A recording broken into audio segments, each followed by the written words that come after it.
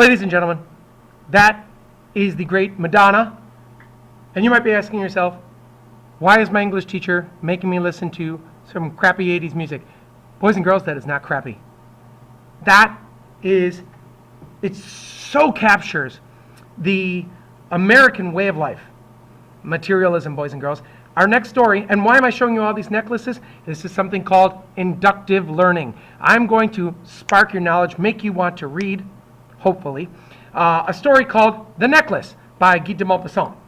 Now, Guy de Maupassant is a French writer that you will be reading not only this year, but also next year in 10th grade. He'll be reading The Piece of String. For those of you who are watching this on YouTube, hey, pick up the book by the short story, Guy de Maupassant. Great story, The Necklace. And it is about materialism.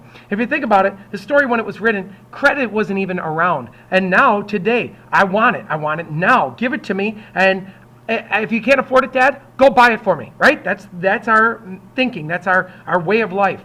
And in this story, Madame Loisel wants to, her husband's going to take her to a ball. Now, they're middle class, but this is an upper class ball. And how many times do we put on a facade? How many times do we fake our way into things and try to be somebody that we're not? That's exactly what Madame Loisel is going to do in this story. This is, again, very French names, very French locations in this story, as, of course, our writer is French. And the story, The Necklace, is going to take us through a process where a man's wife, and they just got married, they're just in the prime of their life, they get an invitation, and to go to this ball, the wife goes, well, I can't go. What do we suppose I should wear? I need a new dress. And he's like, can't you just wear a dress you already have? And she's like, oh, no. I mean, right? Because girls, that there's no way I'm going to the prom in the same dress that I wore to homecoming, because that's just not cool. And, and then not only that, the husband is going to give up, like, all of his savings that he was going to go get a gun, and go hunting with his friends. No, he does it and it really shows his character of doing things for his wife. And then his wife goes out and buys this really expensive, beautiful dress. Comes time for the ball. And the wife says, how can I go with no decorations, nothing to adorn this dress? And his simple response is, how about some flowers? Flowers? Well, come on, how can I just have flowers? Diamonds are a girl's best friend. I need some diamonds, right? And therefore, we get these necklaces. Boys and girls, I want you to take a look at the necklaces on your screen once again. I'm going to show you a couple of necklaces, starting with necklace 1. And in your mind, I want you to go through and value these necklaces, okay? Because this is a very important point for the end of our story. And we're going to take a look at the values of these necklaces come the end of our story, tomorrow after you're done reading it in class. So, the necklaces, I've got here, necklace number 1. What do you think? What do you think of it? You want me to zoom in a little bit, show you a little bit more detail, the diamonds that are in this necklace? What do you think the value is compared to necklace number 2? Okay, bigger diamond maybe? Smaller chain, rope chain, I don't know. Where does it value? How about necklace number 3? Guys, would you get your girls this? It's engraved. You can put their little name on there for them. What do you think of this one, girls? Do you like this one? How about 4? This is very clean, neat, but are they tiny? What is that? That's value number 4. What do you think? Where does it rank? Necklace number 5. Hey, you want some bling? I gotta have some bling in my necklace. There you go. Would you like this necklace? Full of diamonds. They're all diamond necklaces, right? Okay. And then we go into our 6th necklace. Take a look at this one. Again, I'll try to zoom in just a little bit, show you some detail in there. Okay. Very pretty necklaces, girls. What do you like best? Because here's the main question here. Okay. Where do you value things? What do you need decorations for?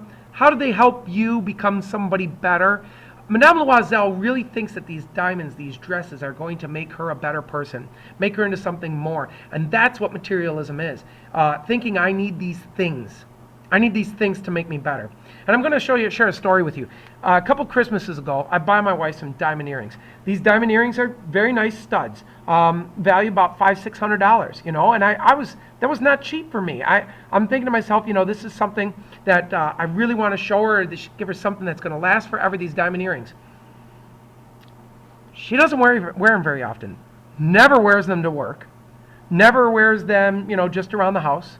And these, instead what she wears are these fake earrings. Now, they're even bigger. And really, I think those ones may look a little prettier. I question, does she need either? No. She's beautiful. She's gorgeous the way she is. And, we always think to ourselves, I need some sort of decorations. I need something to make myself better. And that's materialism.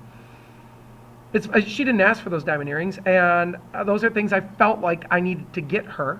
And instead, they often sit in her jewelry box. Quite honestly, because we're afraid of losing them, damaging them. And when we get into our story, this great story by Guy de Maupassant, Madame Loisel is going to end up borrowing a necklace. Maybe street value, 10 grand, 20 grand nowadays. Borrow this huge, beautiful diamond necklace from her friend. The way that we borrow and get things on credit. Wouldn't it be terrible if that got lost? This woman who would be middle class, trying to look like she's an upper class girl, could actually put herself in poverty. Put herself in 10 years of debt trying to get out of this poverty. Kind of like a lot of us Americans in our American way of life, putting ourselves in debt, living in poverty, trying to get out of debt, credit debt, because we're materialistic. Okay? Don't worry, I didn't give away everything. I didn't even give away the ending. The ending of this story is just really powerful. So what I want you to do is just, first of all, if you're not in my class and you're catching this on YouTube, man, read this story. It's like 5 pages. It's a great, great story about materialism and about what we really value in life. And these people, these Loisels, Madame and Monsieur Loisel, are going to live 10 years of their life, the primest years of their life. They just got married. Are they able to have kids? Are they able to build a family and do those great things? Because I tell you, that's what's important in life. Are they able to do those things? No, because they're working and scraping to pay off debt. And it makes you take a look at your own life. I hope through literature what you learn is that you'll learn from other people's mistakes before you make them. That's why we read literature. And it makes our hearts move, and we feel for this character, because that's how good this writer is. He really makes us feel all the pain that she goes through. And when we get to this end and she feels so good after paying all this off, oh boy. Now that's an ending, okay? So if you're encouraged and you want to go find this online and start reading it tonight, or open up your book and start reading it, that's cool. But I'm going to give you 40 minutes of class time to read this story tomorrow, and then we'll contemplate that a little bit there. Okay, boys and girls, so thanks for watching this video. It was all of like less than 5-10 minutes or something like that. Thanks a lot for watching the video, and have a good night. We'll see you in class tomorrow.